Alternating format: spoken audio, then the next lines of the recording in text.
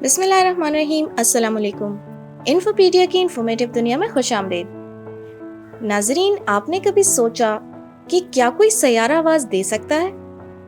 ये एक दिलचस्प सवाल है, क्योंकि आज तक हमारी मालूमात के मुताबिक स्पेस में कोई आवाज नहीं सुन सकता। लेकिन साइंस का मानना है कि स्पेस में आवाज इलेक्ट्रोमैग्नेटिक वेव्स की शक्ल में ट्रेवल करती है, जिन्हें खास आलात की मदद से मैकेनिकल वेव्स में कन्वर्ट किया जा सकता है, जिसकी वजह से हम स्पेस में मौजूद आवाजें सुन सकते हैं।